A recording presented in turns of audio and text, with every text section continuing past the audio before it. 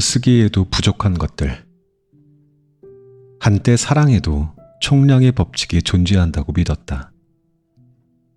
내가 가진 걸 모두 주고 나면 더 줄 게 없어지고 그렇게 사랑도 끝나버리게 된다고 생각했다. 그래서 사랑과 애정을 충분히 주기보다 매번 아끼고 아껴서 줬다. 그런 나에게 상대는 답답해하고 아쉬워했지만 나는 오늘 많이 아꼈다라는 미련한 생각을 하며 만족해했다. 사랑이 영원한 게 아닌 걸 모르고 당장 내일이라도 헤어질 수 있고 뜻밖의 사고로 영영 이별할 수도 있는 걸 몰랐다. 나는 내가 가진 사랑을 수십 년에 걸쳐 소분하고 잘게 나눠 쌀 몇 톨만큼씩 나눠줬다. 좋은 건 나중을 위해서 아껴둬야 하는 건 줄 알았다. 바보처럼. 어릴 적에 너무 아껴두었다 녹아버린 초콜릿을 기억하지 못하는 나는 그저 바보였다. 나중은 언제일지 모른다. 좋은 걸 아껴두면 더 좋게 잘 쓰일지 곰팡이가 펴버리게 될지 모를 일이다. 아껴둔다고 모두 좋은 게 아니었다. 그 좋은 것이 더 이상 쓸모없어지거나 그걸 누릴 여유나 시간이 없어질 수도 있는 거였다. 내일 행복하기 위해서 오늘의 행복을 희생하는 게 일부 맞는 말이나 모두 맞는 말이 될 수는 없는 것도 이제는 안다. 오늘 행복해지려고 오늘의 행복만 추구하면 불안정한 미래에 살게 된다는 것도 안다. 그러나 지나친 절제와 미루기는 오히려 현재와 미래 사이의 불균형일 뿐이다. 지금 누릴 수 있는 행복이면 적당히 누리는 요령을 챙기고 살았으면 좋겠다. 누구는 그 좋은 거 지금 다 써버리면 나중에 어떡하냐고 따지겠지만 미래만을 위해서 지금을 모두 다 버리면 미래가 와도 행복이 낯설어서 잘 쓰지 못할 것 같다. 좋은 거 누리는 게 뭐 그리 대단하겠나. 와인 한 병 아껴뒀다가 날씨 화창한 어느 날 친구들과 나눠 마시는 것. 튼튼하고 멋스러운 노트 한 권 사놨다가 어느 날부터 들고 나가 쓰기 시작하는 일 아닐까. 뭐든 오늘을 느끼는 기쁨. 나에게 주는 작은 보상이면 되는 것 같다. 지금 이 순간 내 삶을 풍요롭게 해주는 행복의 기술 7가지. 1. 오늘 느낄 수 있는 기쁨을 미루지 않는다. 2. 소중한 것을 아끼기보다 나누며 즐긴다. 3. 미래를 계획하되 현재를 희생하지 않는다. 4. 작은 행동을 기록하고 되새긴다. 5. 좋은 것을 사용할 용기를 낸다. 6. 사랑과 애정을 쌓아두지 않고 표현한다. 7. 지금 이 순간의 가치를 잊지 않는다.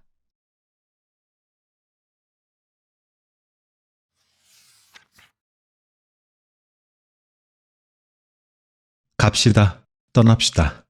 인생이 그리 길지 않다고 하니까. 사람은 누구나 죽는다. 다 아는 얘기다. 그래도 80세 전후까지 수명이 평균화됐으니 다행히 그 죽음이 우리 시대에는 꽤 늦게 만나게 된 셈이다. 죽음을 이렇게 늦게 만날 수 있게 됐으니 참 다행이다. 한데 아쉽게도 나이 30만 넘겨도 뭔가 확실히 결정 못해서 안달을 한다. 이제 30이나 됐는데 뭘 어떻게 하겠나 하는 식의 말도 왕왕 듣는다. 하지만 맞닥뜨리게 될 운명은 아직 한참이나 더 남았다. 이 귀한 시간 뭘 하면 좋을까? 나는 경험해야 한다고 믿는다. 하지 못하게 되기 전에 해야 할 것들을 더 많이 경험하는 걸 우선시하는 중이다. 어쩌면 양분을 쌓는 중이란 말이 더 맞는지도 모르겠다. 유튜브만 켜도 복잡한 양자역학에 관한 정보를 10분이면 가볍게 이해할 수 있는 시대가 됐다. 어떠한 지식이든 원하는 방식으로 손쉽게 얻을 수 있게 됐다. 그래서 지식이 보편화돼 가고 있다. 하지만 경험은 다르다. 인생은 즐기는 사람이 이긴다. 즐기는 것에 경험은 비교 불가 섹터이다. 어쩌면 이 말이 생계에 하루하루 매달려 사는 누군가에게 사치처럼 들릴까봐 걱정이 된다. 하지만 내가 나누려는 것은 그 바쁘고 힘든 하루 속에서도 휴일이 있고 잠시의 짬을 낼 때도 있다는 거다. 누워서 쉬어도 아까울 시간일 수 있지만 그 시간에 내가 하고 싶은 뭐든 어디든 허락되는 만큼 직접 보거나 가보는 경험은 가치를 매길 수 없을 것 같다. 긴 것 같은 80년 평균 수명도 지나고 보면 한순간의 바람처럼 느껴진다고 그 나이든 어른들이 하나같이 말씀하시는 건 진짜로 믿어야 하지 않을까. 그렇다면 정말 짧은 인생을 즐겨야 할 것 같다. 사업도 즐기는 사람 못 이긴다고 하는데 그 말도 믿을 만하지 않나. 어쩌면 육체적인 늙음보다 정신적인 늙음에 너무 일찍 다가서 버리는 건 아닌지 걱정이다. 하고 싶은 거 포기하면서 사는 건 아닌지 말이다. 포기를 너무 자주 하고 포기를 너무 당연하게 여기면 포기하고 있는 줄도 모르고 살게 된다. 정말 가보고 싶었던 뉴욕. 그래서 나는 꼭 가보고 싶었던 메트로폴리탄 미술관에서 한스 홀바인의 죽음의 춤 작품 앞에 갑자기 만난 죽음에 놀라지 않을 인생을 살고 싶다는 각오로 한참을 서 있었다. 인생을 더 깊게 경험하는 8가지 방법. 1. 하고 싶은 일의 목록을 지금 적어본다. 2. 작은 것부터 당장 실행에 옮긴다. 3. 익숙한 루틴을 깨고 새로운 도전을 시도한다. 4. 경험을 기록하며 나만의 이야기를 만든다. 5. 완벽하지 않아도 일단 시작해본다. 6. 타인의 시선보다 내 마음에 집중한다. 7. 실패해도 그 속에서 배움을 찾는다. 8. 자신에게 정직하고 진실되게 살아간다.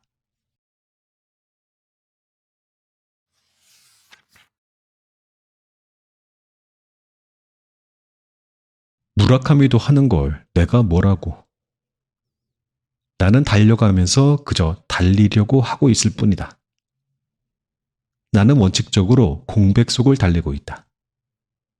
거꾸로 말해 공백을 획득하기 위해 달리고 있다고 말하는 것이 맞을지도 모른다. 무라카미 하루키의 말이다. 하루키의 달리기 사랑은 유명하다. 매일 10km를 달리는데 이렇게 달리기가 만들어준 체력이 오랜 글쓰기의 밑바탕이라고 했다. 언젠가 지인 한 명도 나에게 요즘은 달리기가 유행이라는 말을 한 적이 있다. 당시에는 운동의 한 종류로 말하는 걸로 착각했지만 그가 말한 것은 러닝, 즉 뛰는 것 자체가 유행하고 있다는 말이었다. 그로부터 한참 지나서 하루키가 말한 달리기의 의미, 지인이 말한 그 달리기의 진정한 의미를 나도 알게 되었다.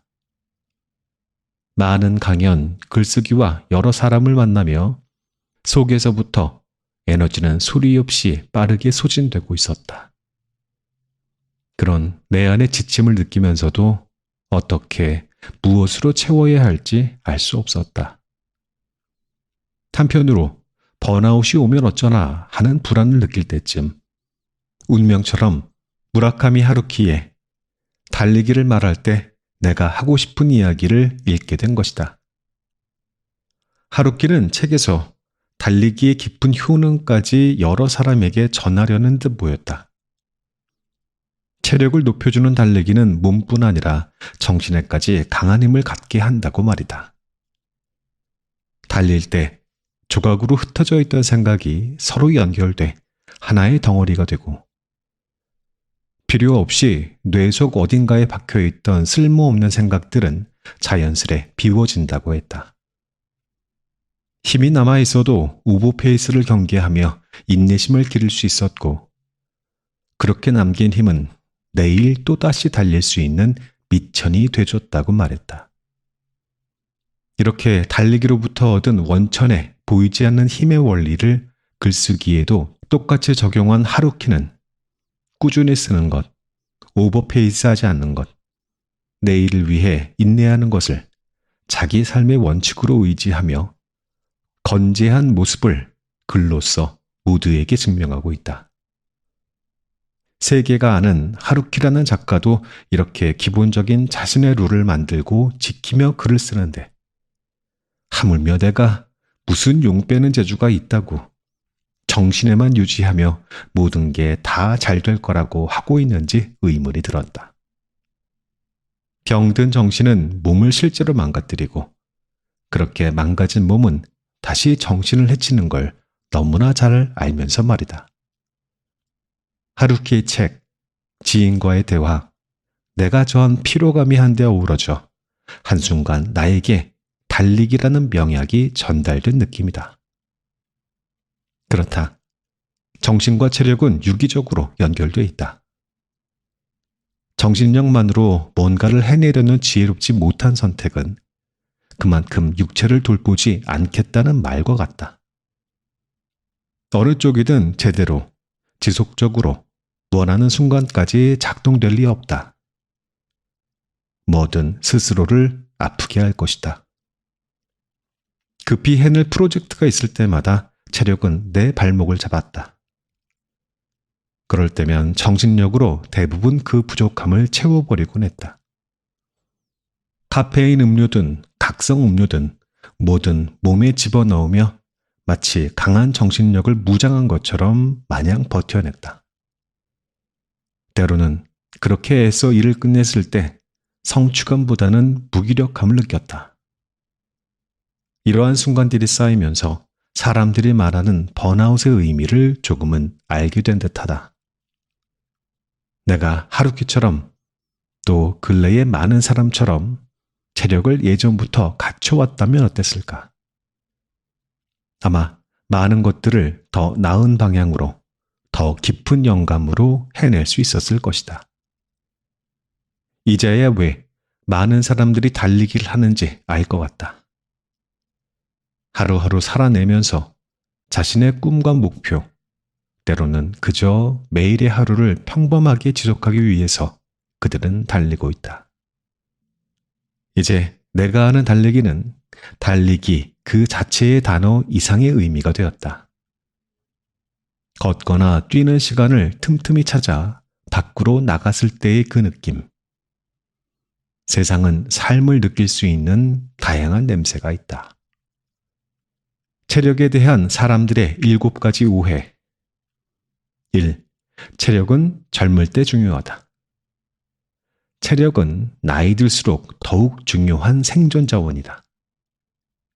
2. 운동은 시간이 많아야 할 수 있다. 하루 10분만 투자해도 체력은 충분히 달라진다. 3. 체력이 좋아지면 무조건 살이 빠진다. 체력과 체중 감량은 별개이며 체력은 건강을 위한 기본 조건이다. 4. 정신력이 강하면 체력이 부족해도 괜찮다. 정신력만으로 버티다 보면 결국 어느 순간 체력과 정신력 모두 무너진다. 5. 일을 열심히 하면 체력은 자연스럽게 유지된다. 업무 스트레스와 과로는 체력을 갉아먹는 주범이다. 6. 피곤하면 쉬어야 한다. 적절한 운동은 피로를 해소하고 체력을 회복시킨다. 7. 체력 관리는 당장 효과가 없다. 체력은 한순간에 만들어지지 않지만 일정 기간을 넘어서는 순간 인생이 달라진다.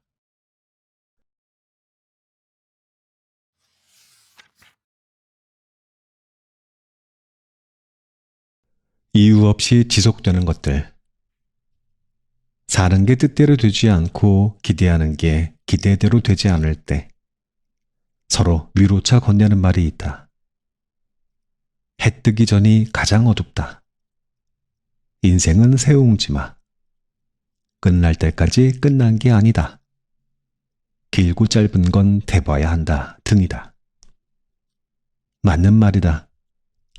한데 힘들 때 이러한 말이 그렇게 막 크게 위로가 되냐? 그건 또 아니다.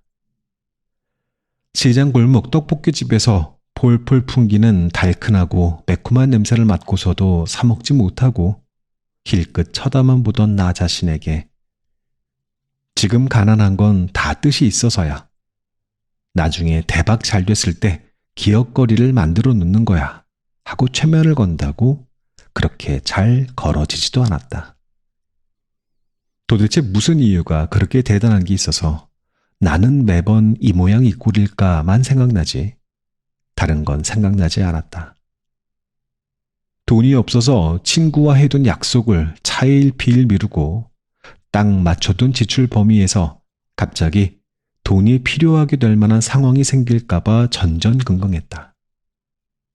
한데 이러한 상황에서 다 잘 되려고 그러는 거야가 무슨 위로가 되겠나. 돈이 없을 때 다른 모든 위로는 그저 씁쓸한 해석에 불과했다. 왜 나는 이렇게 돈이 없을까? 왜 나만 매번 이러고 살아야 하나? 마음 한구석이 무겁게 짓눌렸다. 그 안에서 좋은 이유를 찾으려고 할 때마다 고통스럽게 또 짐을 지는 느낌이 들었다. 그래서 깨달았다. 모든 일에 보이지 않는 어떠한 이유를 붙잡으려는 습관이 얼마나 사람을 더 힘들게 하는지 말이다. 어려움은 이유를 따지지 않고 불쑥불쑥 아무 때나 찾아오는데 나는 매번 이유를 찾고 있으니 공평하지 않았다. 또 그 문제들은 갈 때도 말없이 그냥 사라질 때도 많으니 따져보면 오고 가고 다 제 맘대로였다. 내가 노력하지 않아서 이런 일이 생긴 걸까? 아니면 세상이 유독 나한테만 불공평한 걸까? 답은 모르겠고 마음은 점점 지쳤다. 해서 노하우가 하나 생겼다. 이제 무슨 문제가 생기면 그 이유를 굳이 찾으려 애쓰기보다 그저 시간이 흐르게 더 보자는 깡이 생겼다. 일주일만 버텨보자. 이렇게 스스로에게 다짐하고 이유나 의미를 만들어 붙이지 않았다. 뒤늦게 생각해보니 어떠한 고통은 아무 이유가 없다는 걸 알았다.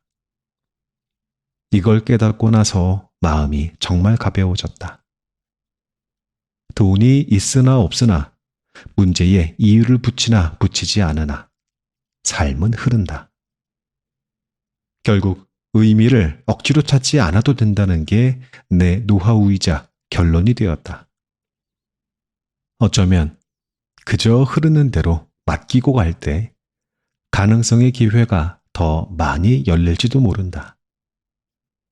세상은 아무 이유를 붙이지 않고도 잘 돌아간다. 이유를 붙이지 않아도 하루는 시작되고 마무리된다. 우리도 가볍게 가자. 그렇게 가볍게 갔으면 좋겠다. 나도 당신도. 삶의 무게를 덜어내는 7가지 방법. 1. 모든 일에 이유를 붙이려고 애쓰지 않는다. 2. 지나간 고민을 억지로 해석하지 않는다. 3. 지금 할 수 있는 작은 행동에 집중한다. 4. 하루를 버티는 자신을 인정해준다. 5. 주변의 풍경을 가만히 바라본다.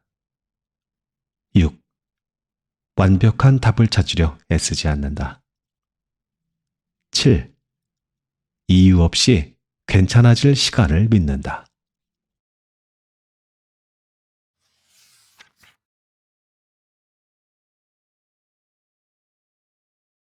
남에게 들은 기억나는 러브스토리.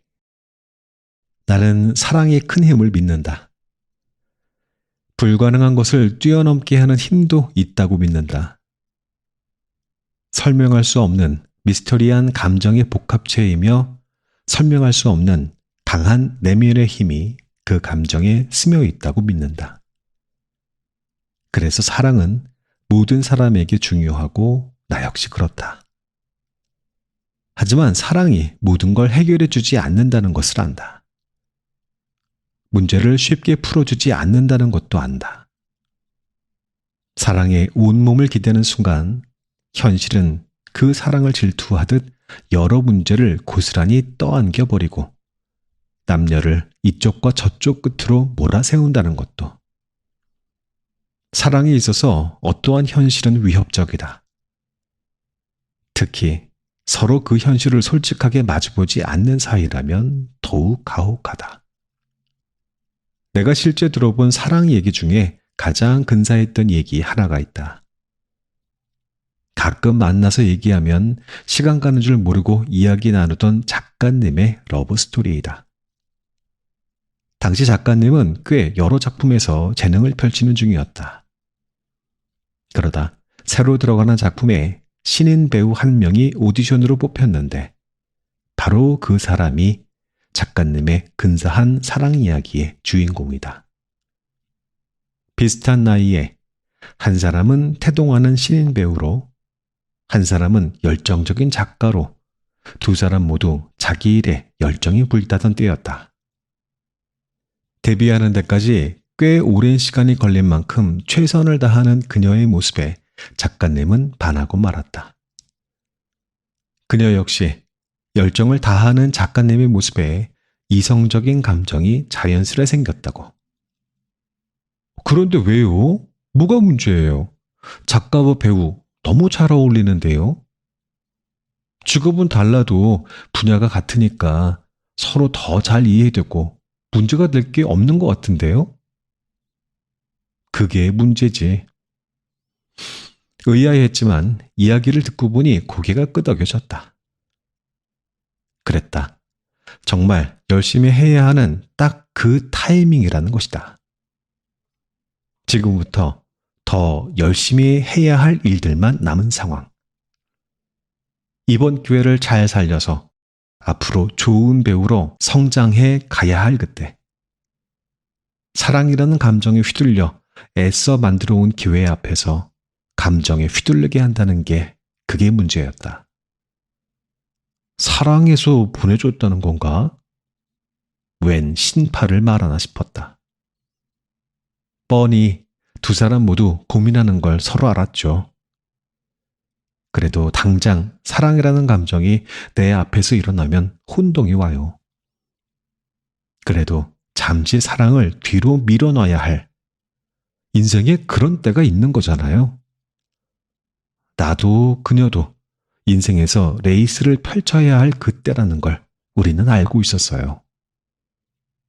작가님은 깊은 고민으로 깨달았다고 했다. 자신이 그녀에게 반한 건 꿈을 위한 그녀의 열정과 노력과 태도였다는 걸. 그녀 자체라기보다 그녀의 어떤 행동에 마음이 가버렸다는 걸. 그래서 사랑이라는 감정으로 이토록 아름답게 꿈을 펼쳐나가는 한 사람을 연인으로 붙잡아 놓고 어떻게든 되겠지 하면 안 되겠다고. 작가님은 어느 날 그녀를 만나서 자신의 감정을 솔직하게 있는 그대로 모두 말했다고 했다. 어느 순간 사랑이 돼버렸지만 당신의 꿈과 현실, 그리고 내 꿈과 현실을 위해서 물러서는 쪽을 택했다고. 그리고 연인보다 서로의 꿈이 온전한 자리를 키워갈 기회에 매진할 수 있도록 지금의 감정은 접어두자고 말이다. 그녀 역시 작가님께 같은 감정을 가졌었지만 이렇게 서로의 현실을 이해하고 제안하는 말에 진심으로 감사했다고 한다. 두 사람은 무거운 첫마디를 시작으로 서로 환하게 웃으며 진한 악수를 하고 헤어졌다고 했다. 정말 이분이 작가는 작가님이다. 결론을 듣기 전까지는 결말을 알 수 없는. 현재 이 여성분이 작가님의 아내분이란다. 후에 아내분은 배우로서 자신의 목표와 인생 플랜을 짜서 작가님께 가져왔단다. 그 안에 작가님과 연결된 어떠한 계획도 포함되지 않은 그냥 순순한 자기만의 어떤 플랜들이었다고 한다. 오해의 소지가 될 만한 어떠한 욕심도 없는 그저 본인만의 것들이었고 지금도 그 계획대로 지내고 있단다. 결국 좋은 관계는 사랑 안에 서로의 현실이 담겨 있고 그 상황을 이해하고 온전하게 받아들일 때 완성되는 것 같다. 너를 사랑하지만 그건 내가 받아들일 수 없어. 사랑해도 그런 건 싫어. 사랑하니까 그 정도는 포기할 수 있잖아. 이와 같은 땅 따먹기식 조율이 아니라 서로 다른 환경에서 살아온 전혀 다른 두 사람이 각자의 입장과 삶의 방향을 그대로 두고 받아들이며 시작하는 게 사랑인 것 같다. 얼마나 폭넓게 상대가 계속 나아갈 수 있게 하느냐가 사랑이 깊이 있는 성숙함이 아닐까. 만약 두 사람이 사랑의 감정에 취해서 일단 사랑부터 하고 그 다음에 라는 식으로 감정을 폭발시켰다면 어땠을까? 사람 일이야 모르는 일이지만 사랑한 다음 남게 될 막연한 걱정과 두려움을 서로에게 들키지 않고 어떻게 처리할 수 있었을까? 현실적인 것을 기준에 놓고 사랑을 이성적으로 다뤄야 할 때도 있는 것 같다. 건강한 연인 관계를 만드는 7가지 조건. 1. 서로의 다름을 인정하고 존중한다. 2. 감정이 아니라 사실을 기준으로 소통한다. 3. 상대를 바꾸려고 하지 말고 있는 그대로 받아들인다. 4. 불만이 생기면 참지 말고 솔직하게 이야기한다. 5. 작은 약속도 소중히 여기고 신뢰를 쌓는다. 6. 혼자만의 시간도 존중하며 적절한 거리감을 유지한다. 7. 사랑은 노력 없이 지속되지 않음을 기억한다.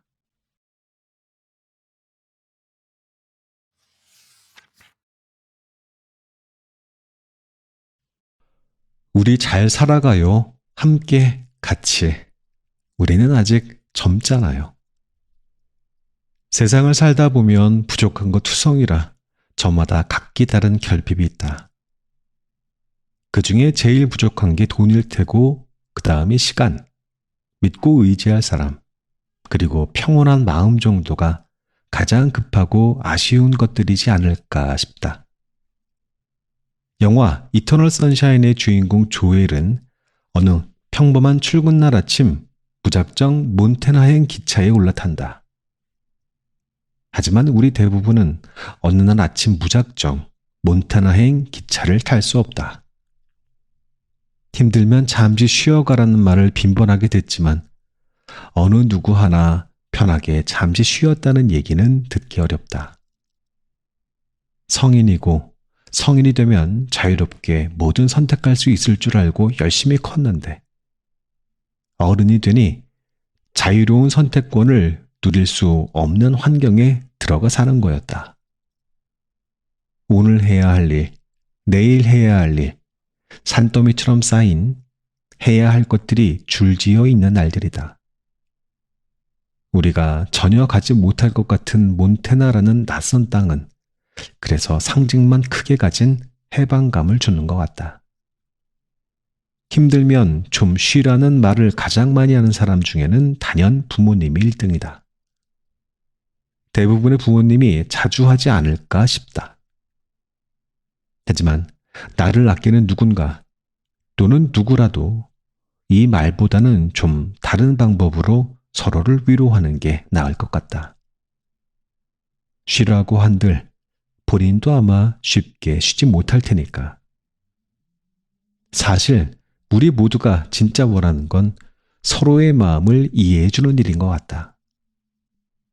짊어진 무게를 알아주고 그로부터 느끼는 압박감을 이해하고 동병상련의 마음으로 토닥여주는 게 조금 더 현실성 있는 위로가 아닐까 싶다. 많은 사람의 마음 밑바닥에는 마음의 여유를 잃은 본질적인 허탈함이 조금씩은 다 있을 것 같다. 마음을 알아주고 이해해 준다는 게 완벽한 해결책이 되거나 대단한 힘이 돼준다는 건 아니지만 숨구멍을 내주는 일이라는 건 확실하다. 마치 풍요로운 마음가짐 하나가 다가와서 지금 이대로도 충분해. 더 애쓰지 않아도 라고 말해주면 그 순간 온몸에 온기가 퍼질 것이다.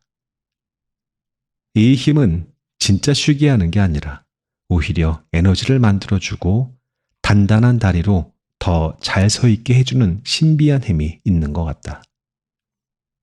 결핍을 딛고 충분함으로 앞으로 나아가는 또 다른 발판이 돼주는 것처럼 느껴진다.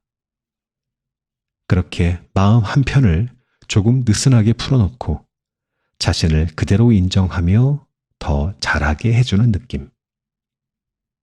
완벽한 휴식이나 탈출은 어렵다. 다만 숨 쉴 틈을 만드는 건 챙길 만한 만만한 일이다. 그 작고 여유로운 틈이 언젠가 나를 더 풍요롭고 단단하게 해주는 씨앗이 돼줄 것 같다. 그러니 무책임한 것까지는 아니지만 무책임하게 느껴질 때도 있는 힘들면 좀 쉬어 라는 말을 남발하는 대신 잘하고 있어, 잘해내고 있는 것 같아 라고 따뜻하게 숨구멍 좀 내주면서 서로를 기대고 살았으면 좋겠다. 우리는 아직 갈 길이 먼 너무 젊은 나이니까. 마음의 여유를 되찾는 7가지 비결. 1. 현실의 무게를 잠시 내려놓는다. 2. 완벽한 휴식을 꿈꾸지 않는다. 3. 작은 숨구멍을 스스로 만들어준다. 4. 타인의 충고에 얽매이지 않는다. 5. 내 안의 결핍을 인정한다. 6. 충분함을 상상하며 위로한다. 7. 서툰 나를 단단히 끌어안는다.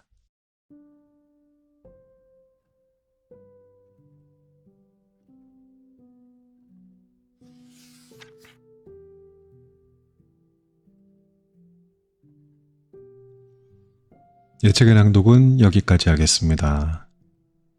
마지막은 제가 인천공항에 도착해서 적었던 메모를 클로징 멘트로 대신할까 합니다. 12시간 넘게 비행기를 타고 지친 몸을 이끌고 도착한 인천공항. 강릉으로 향하는 버스를 기다리면서 공항 의자에 앉았습니다. 창밖으로 보이는 한국의 하늘이 제 눈을 마주하면서 반갑게 맞아주고 있네요. 낯선 땅에서 보냈던 일주일가량 제 일상은 평범하지 않은 것들로 가득 찼습니다. 처음 봤던 풍경과 이국의 말소리, 또 입안에서 새롭게 펼쳐지던 미지의 맛들, 그리고 처음 만났지만 오래전부터 알고 있었던 것 같은 다정한 사람들까지. 여행이 선물하는 설렘은 이번에도 저를 역시 실망시키지 않았습니다. 50이라는 나이를 잊고 여전히 낯선 곳을 향한 저의 호기심은 마치 청춘의 그것들처럼 여전하더라고요. 돌이켜보면 예전에는 여행 전날은 밤에 잠을 설칠 정도로 설렜던 것 같아요. 그 떨림이 너무 좋았어요. 그런데 언제부턴가 돌아오는 비행기 안에서의 느끼는 감정이 조금씩 달라지기 시작했습니다. 출국장보다 입국장을 지날 때 발걸음이 조금 더 가볍고 편안해진다는 걸 알게 됐어요. 이 느낌 뭐지? 집이 점점 더 좋아지는 걸까요? 이런 생각하면서 인생은 어쩌면 시소 같은 게 아닐까 하는 생각도 듭니다. 한쪽이 높이 올라가면 다른 한쪽은 내려가는 것처럼 삶에도 균형과 조화의 미학이 존재하니까요. 떠나는 설렘으로 가득 찼던 젊은 날이 있었다면 이제는 돌아오는 안도감과 편안함이 제 안에 더 깊이 자리 잡아가고 있는 게 아닐까 생각합니다. 유튜브 채널 시작하고 나서 여행의 의미도 참 많이 달라졌습니다. 예전에는 그냥 가보지 않은 장소가 메인이었다면 이제는 구독자들과 나눌 풍성한 이야기로 열정의 주제가 바뀌었거든요. 여행지에서 읽은 책들, 현지에서 만난 사람들의 이야기가 모두 제 자작나무 채널의 소중한 콘텐츠가 되고 있습니다. 여러분들과 함께 나눌 수 있어서 더 특별하게 느껴지는 순간들이 많아졌습니다. 여행에서 돌아오면 항상 또 생각하게 되는 게 있는데요. 나라는 사람은 어디에 있든 결국 나라는 거죠. 하지만 낯선 공간에서 만나는 내 모습은 일상 속의 나와는 조금 다른 듯 하면서도 같습니다. 어쩌면 여행이 주는 가장 큰 선물은 다양한 배경 속에서 만나게 되는 또 다른 나의 모습인지도 모르겠어요. 이번 여행에서 줄곧 제 손을 잡고 다니던 책 오늘 들려드렸는데 어떠셨습니까? 너무 무겁지 않고 담백해서 저는 참 좋았습니다. 요즘에 제 마음을 그대로 옮겨놓은 듯한 느낌이었달까요? 저자가 말했던 혼자가 아니라는 사실을 함께 살아가고 있는 우리라는 문장이 여행 내내 저와 함께 머물렀습니다. 공항 로비를 걸으면서 저마다의 이유로 떠나고 돌아오는 수많은 사람들의 얼굴을 바라보면서 그 문장의 의미가 더 깊게 와닿았습니다. 저는 이상하게도 저자의 책 첫 페이지에 놓인 프롤로그를 종종 클로징의 마무리에서 다시 읽는 걸 좋아합니다. 앞으로의 펼쳐질 이야기의 시작을 알리는 그 문장들이 긴 여정을 마친 저에게는 왜 마치 따뜻한 작별 인사처럼 들리는지 모르겠습니다. 이제 그 프롤로그의 마지막 들려드리면서 저는 물러가겠습니다. 오늘도 함께 해주셔서 감사했습니다. 오늘 하늘 어땠어요? 제가 본 오늘 하늘은 맑고 옅은 푸른빛에 구름이 조금 흩어져 있었습니다. 가끔 하늘을 올려다봅니다. 특별한 이유는 없습니다. 그저 늘 그 자리에 있어서 그런가 봅니다. 누구의 편도 들지 않고 자기 모습으로 변화무쌍하게 변해 있는 하늘은 매일 다른 모습을 하고 있습니다. 그렇게 하늘은 어느 땐 감탄사를 연발하게 하고 또 어느 때는 이번 태풍은 또 얼마나 많은 비를 뿌릴 건가 하고 은근히 걱정하게 만듭니다. 햇빛 찬란한 오후를 주고 아이와 함께 누워 동물이나 어떠한 물체로 상상도 될 것 같은 그림을 그려줍니다. 하지만 변하지 않은 사실은 하늘은 언제나 그 자리에서 나를 내려다보고 있다는 것입니다. 그렇지 않고서야 복잡했던 마음을 어떻게 그리 매번 잠잠하게 진정시켜 줄 수 있을까요? 돌이켜보면 항상 뭔가를 잘해내기 위해서 애쓰며 살았습니다. 실수하면 안 된다는 강박에 시달리고 남보다 뒤처지면 어쩌나 불안해하면서 남의 시선을 너무 많이 의식하느라 진짜 내 모습이 옅어지기도 했습니다. 그러한 일들이 반복되며 어느 순간 나를 조금씩 잃어가는 것 같습니다. 이 책에 담긴 이야기들은 그러한 순간들 속에서 경험하고 겪으며 느꼈던 것들입니다. 크고 작은 실수의 두려움, 감정을 제대로 표현하지 못하고 쌓였던 마음, 버티고 참는 게 미덕이라고 오해했던 날들의 이야기입니다. 저는 여전히 여러 감정이 흔드는 대로 휘청거리며 살고 있습니다. 다만 다행인 것은 더는 그 흔들림이 두렵지 않다는 것입니다. 그러한 과정은 끝까지 계속될 인생의 일부이고 점점 강도가 옅어지게 될 것을 믿기 때문이죠. 그 과정이 우리를 성장시킨다는 걸 알게 됐기 때문입니다.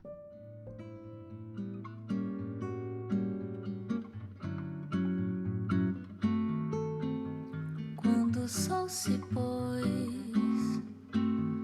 pensei em nós dois.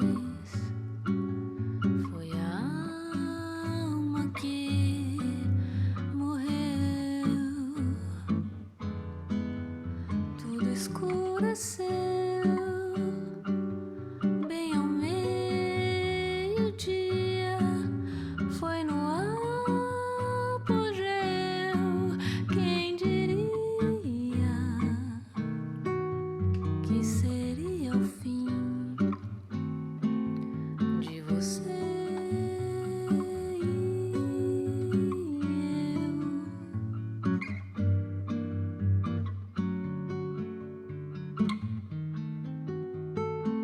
Mas quando eu olho nos olhos, é tudo bem diferente.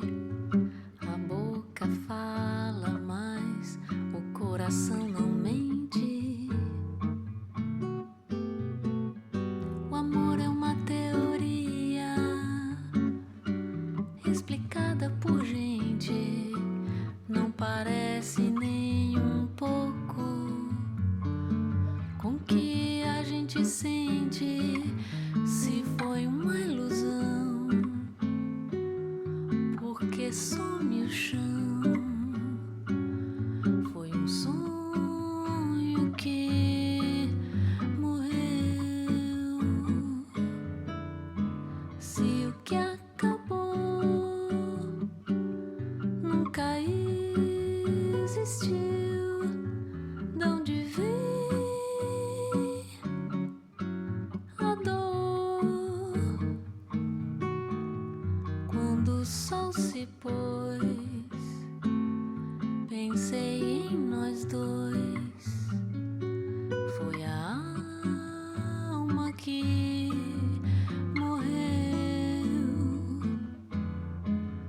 Tudo escureceu, bem ao meio-dia. Foi no apogeu. Quem diria que seria o fim de você e eu?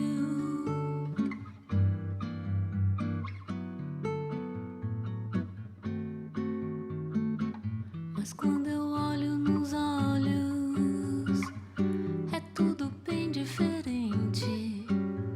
A boca fala, mas o coração não mente. O amor é uma teoria explicada por gente. Não parece nem um pouco com que a gente sente. Se foi uma ilusão, porque some o chão. Foi um sonho que morreu. Se o que acabou nunca existiu,